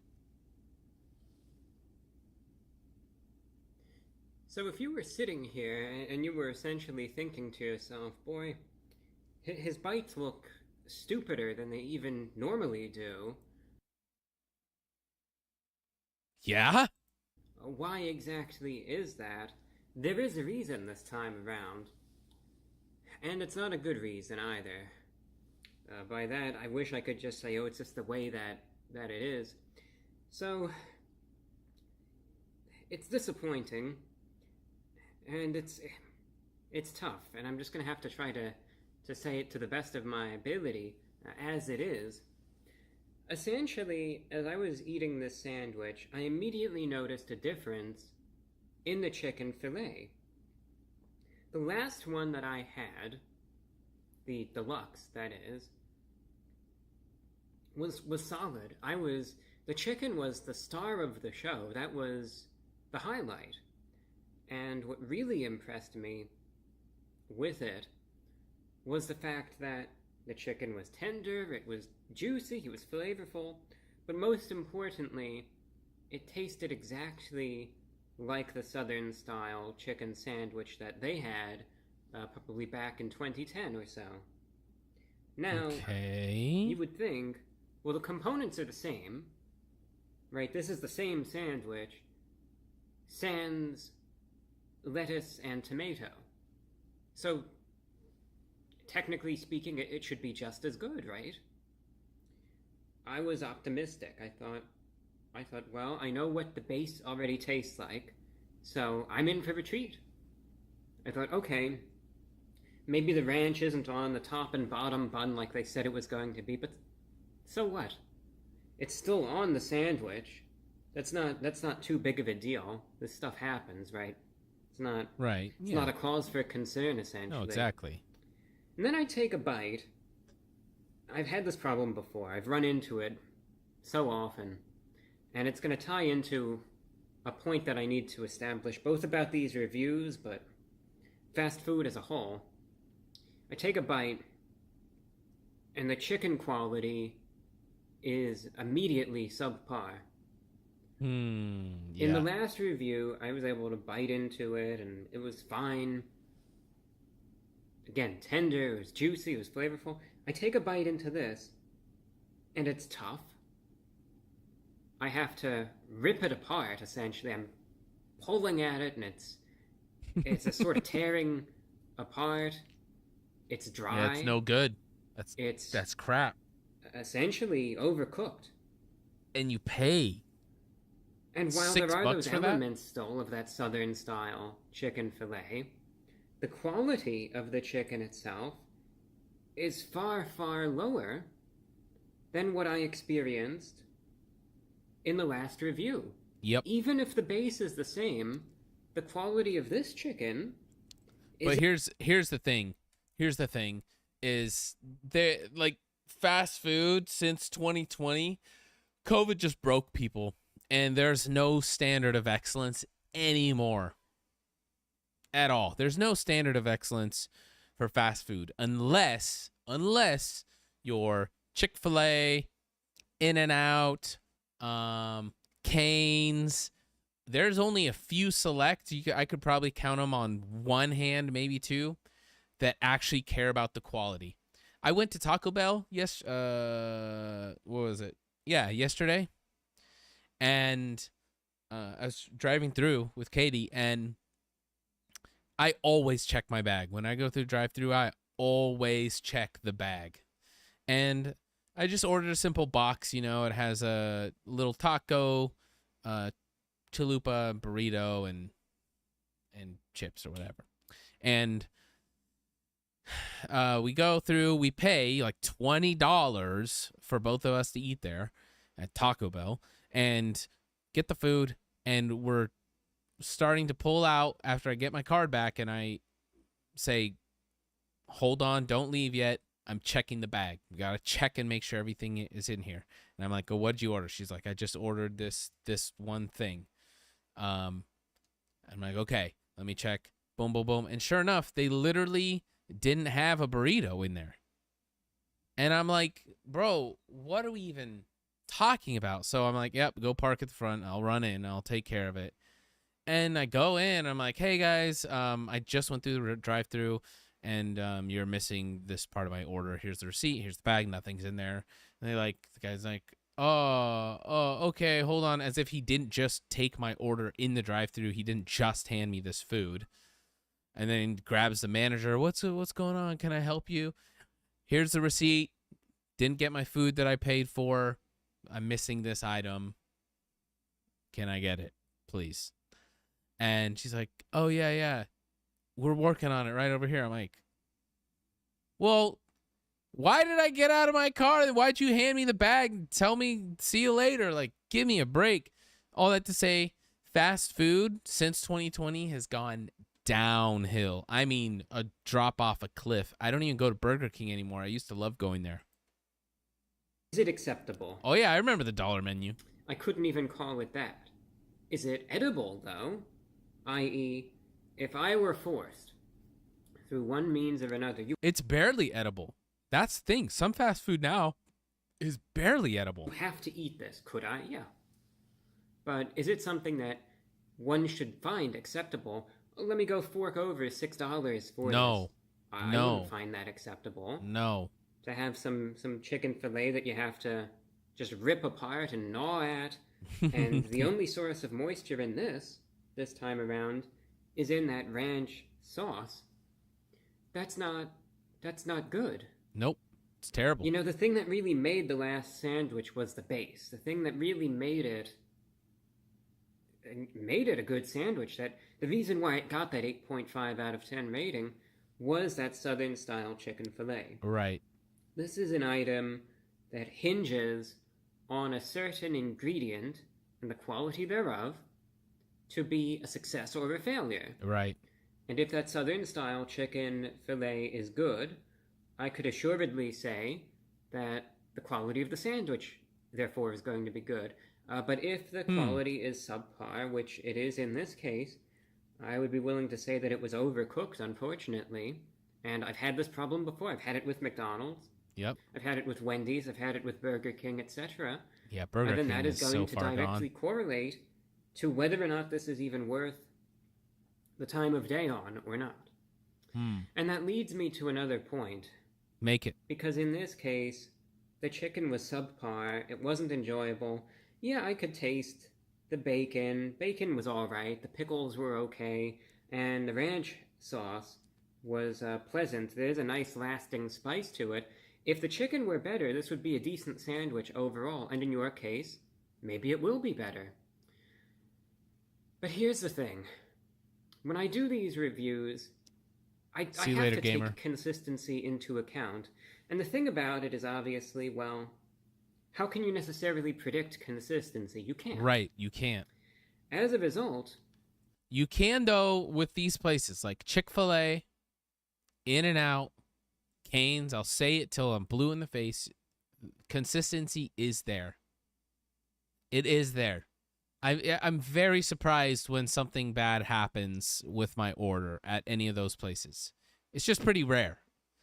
So I wouldn't say it's like impossible or never happened, but it is way rare. Whereas like McDonald's, Taco Bell, Burger King, any of these like normal joints, bro, I'm 100% checking the bag. I don't trust them at all. At all. I have to just make an assessment based on what I get. Because otherwise, there's no point in really doing a review. True. If, well, all right, I'm just going to go now to another one and then another one until I get a desirable result, then what's the point in even doing a review? Exactly. If I'm just going to sit there and try to cherry pick things He's exactly until right. I get a good outcome. Right, you can't do that. There's no point to that. So when I do these videos, I essentially will review whatever it is that I get, and that's absolute. That's where things stand. As it should be. But that leaves me to one more thing. The consistency issue itself. Truth be told, yes, there's always going to be mistakes. There's always going to be screw-ups. There's always going to be these times where things go awry. And that's understandable. That's just the way that it is. But I do notice it happen more and more and more. Yes. Where you can go to McDonald's one day, and this goes for any chain, not just McDonald's, pretty much any fast food chain. And you go there one day, you get this sandwich, and it's great. It's excellent. You think, wow, this is really good. I'm going to add it to my repertoire. I'm going to go and I'm going to get it again. And sure enough, Add it let's say to a my week passes, repertoire. you decide to go over to McDonald's, get the same sandwich, and Imagine having a fast food repertoire. now there's some issue with the chicken fillet, and it's abysmally Everyone drop your McDonald's order in the chat. bad. And this is happening more and more, I've noticed. Yeah, it's fast food. It's always happened, but I happen to notice this, and I see people noticing it as well, bringing this issue up more and more frequently, that the consistency is getting worse and worse and worse. So to the true. point now where the variability from even one visit to the next, when it's the exact same item, is now getting so great that you can't, nothing is guaranteed at this point. Exactly. And this, That's I why think, I is a always good check. example of it, sadly, where it shouldn't be this way. It really shouldn't. And it's such a shame that you have this base, and you can't even count on it to be any good at this point. It should be. When I got it last week, this sandwich was excellent. And now this time I get it, the chicken is horrible. And it's It's a just a shame. reflection, I think, of the state of the fast food industry. It is. A lot of people 100%. have raised this problem, and I'm going to raise it again. Do. Consistency is key. And that The thing is, we have to stop eating there. I know it sucks, but like we have to stop going to these places if they mess up our orders a bunch. Like, we got to go somewhere else. Go to a different place that doesn't screw up your order. Go to a different place that doesn't like mess things up. You're paying too much. We're paying too much to have like stuff screwed up like this. When I'm dropping $250 for me and my wife to just eat at Taco Bell, $25. Give me a break. That is sorely lacking at this point right now. Very much so. Mistakes happen, I understand that, but when it's so frequent that Exactly. from one time to the next you can't even guarantee quality Right. when it should be, it's no wonder.